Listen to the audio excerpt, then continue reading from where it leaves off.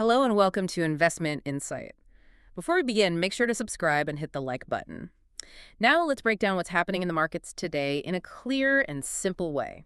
Absolutely. So today we're doing a deep dive into really two massive game-changing shifts, stuff that is currently rewiring the global economy right under our noses. Yeah, it's a pretty wild time to be watching the data. Exactly. First, we're looking at how artificial intelligence is suddenly threatening the survival of giant American software companies, the ones that seem totally invincible. And second, we are crossing the Atlantic to see how Europe is quietly spending billions, like massive amounts of money, to build its own tech empire and break away from American dominance. And, for anyone who is maybe a beginner in economics or just trying to manage their own portfolio, the market can seem completely chaotic right now, just totally unpredictable. Just a wall of noise, right? Right.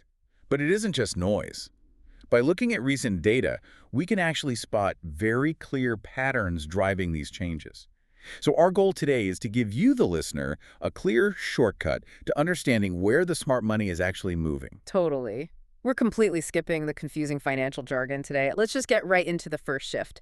AI and what analysts are calling the death of the economic moat. The economic moat, yeah, that's a classic concept. Let's use a really simple analogy for that. Imagine a highly profitable business is a beautiful, treasure-filled stone castle.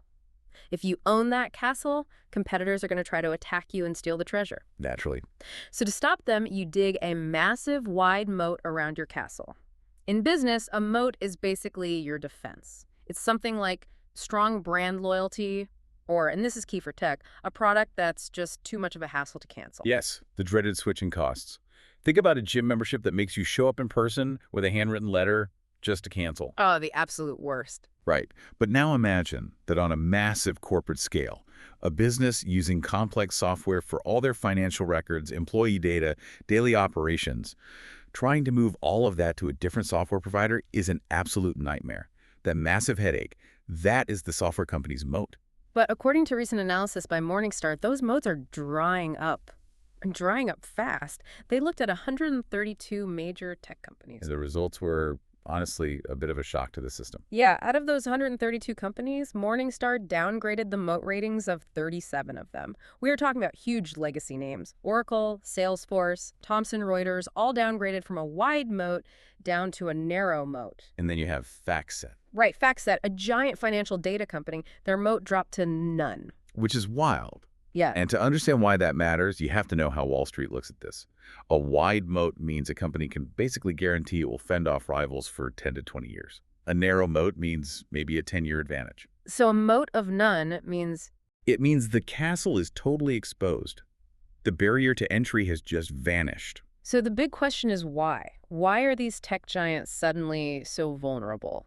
It's not that AI is somehow bad for them, right? No, not at all. It's that AI destroys predictability. For decades, if a startup wanted to compete with someone like Salesforce, they'd need hundreds of engineers and years of coding just to build a basic version of the software. That massive cost protected the giants. But today, with AI... Exactly. Today, AI makes it so incredibly easy to replicate complex workflows and write code.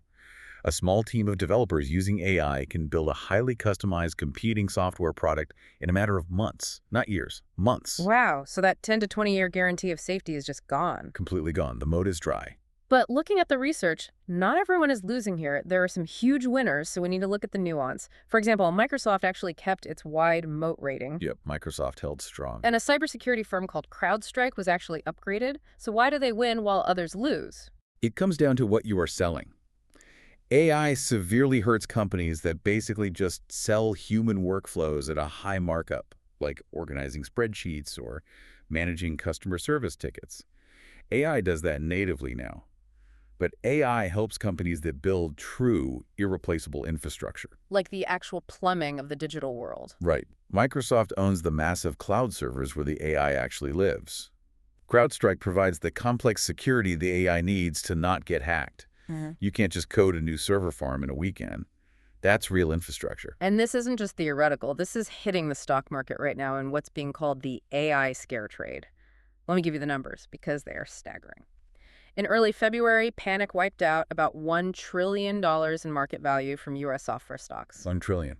Just It's evaporate. just gone. Well, But it's actually not just about stock prices falling, it's about debt, which is almost scarier. the debt market is always where the real tremors happen. Think of it this way. If your friend's business is clearly failing, you wouldn't lend the money, right? Definitely not. I'd never see that money again. It's exactly. Morgan Stanley recently warned that software companies make up 16% of the U.S. corporate loan market. That's about $235 billion in debt. So if these companies lose their moats, they lose their customers, and suddenly they can't pay back those massive loans. And that impacts the broader economy, regional banks, mutual funds, everything. Yeah, Goldman Sachs said the exact same thing in recent data. Lending to software companies is going to get heavily scrutinized over the next 6 to 24 months. But, and we should present the other side fairly here, data from Deutsche Bank actually upgraded the software sector back to an overweight rating. Which basically means they think these stocks are going to perform better than average, so they are a good buy right now. Right. And their reasoning is that actual corporate earnings haven't crashed yet. They think the market is just overly terrified of AI, but major companies aren't actually seeing their sales directly destroyed today. It's a classic market overreaction, potentially. The tech is moving fast, but corporate contracts take years to expire. So for you listening, the big takeaway here changes how you should look at tech. The most important question isn't who is the biggest AI winner. Everyone is asking that. Yeah, everyone wants the next big AI stock. The smarter question is, who is going to lose their 10-year advantage because of AI? Which castles are losing their moats? It's a crucial mindset shift. It really is. Okay, so while American software giants are defending their castles from AI, let's pivot across the Atlantic. According to recent data, Europe is undergoing this massive tech renaissance. And it is not just a bunch of random startups, it's literally a quest for survival. And to understand why Europe is waking up now, we have to look at the geopolitical backdrop. According to the research, under President Trump, Europe faced immense pressure. Right. And that dynamic really prompted European governments to question their heavy reliance on the U.S. for defense, but also for critical tech infrastructure. They realized they rely entirely on Amazon, Google, and Microsoft for their cloud services. It's like imagine you rely on your next-door neighbor for your Wi-Fi, your electricity, and your home security system. It's convenient until it isn't. Exactly. Everything is great until you have a disagreement, and suddenly you realize they could just turn off the Wi-Fi, cut the power, and leave you in the dark. So Europe is finally deciding to build its own house. And they are trying to fund this by unlocking about 10 trillion euros in dormant bank savings.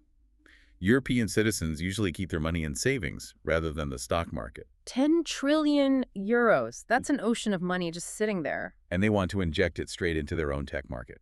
We're seeing Germany's WIN initiative pouring 12 billion euros into venture capital by 2030, and France has the TB initiative doing something similar. So let's break down where this money is actually going for the listener.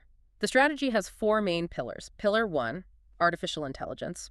But they aren't just making, like, consumer apps. No, they are building sovereign industrial AI. Sovereignty is the whole point. For example, Mistral AI is a massive European player. They're building a 1.2 billion euro data center in Sweden right now. And they are backed by ASML, right? The European giant that makes the machines that make microchips. Exactly. So the entire hardware and software stack stays inside Europe. Plus, massive funding rounds for startups like Lovable, which raised $330 million, and Legora, which got $550 million. These are industrial, heavy-hitting AI tools. Which leads right into Pillar 2, defense tech. This is actually the fastest growing sector over there right now. Which makes sense given the geopolitical pressure we just talked about. Right. Record funding of $8.7 billion projected for 2025. Munich is turning into this massive defense hub. You've got drone makers like Quantum Systems prepping for an IPO. They want their own hardware. They don't want to just buy American drones forever. Exactly. Now, Pillar 3 is really interesting, climate tech. But the data shows Europe isn't just looking at this as environmentalism anymore. It's viewed as energy security. Going back to your neighbor analogy, they want to generate their own power so they can never be cut off. Yes. Companies like Octopus Energy, they built a software called Kraken that manages power grids, and it's valued at $8.65 billion. Or Stegra, which is pushing hard into green steel. Steel is essential for defense and building. If they can make it cleanly themselves, they don't have to rely on anyone else. It's energy independence disguised as climate tech. And then you have the fourth pillar, which is deep tech. Right, the really advanced science, like quantum computing. Yeah, companies like IQM, Quantum, and Hmm. Space Tech, too. Iser Aerospace is a big one. They need their own rockets to launch their own satellites. So they control their own communications.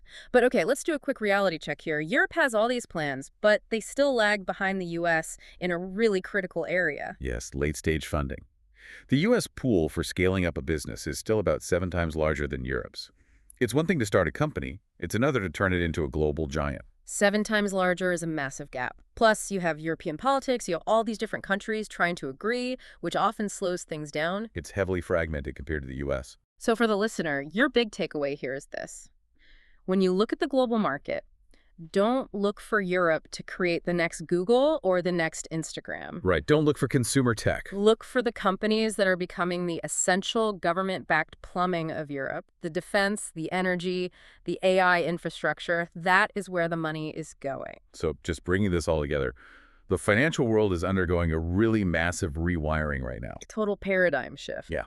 The indestructible castles of American software are being seriously threatened by AI, and at the exact same time, Europe is actively building its own fortresses to secure its independence. It's fascinating, and I want to leave you with a provocative thought to mull over today based on all of this. Let's hear it. If AI continues to erode the power of traditional American software giants, and Europe actually succeeds in building its own highly regulated, totally independent tech infrastructure, could we soon see the global internet completely shatter into regional, walled-off ecosystems? A splinternet. Exactly. And how would that change the way you, the everyday American, interact with the digital world tomorrow? Something to think about. Don't forget to subscribe and hit that like button.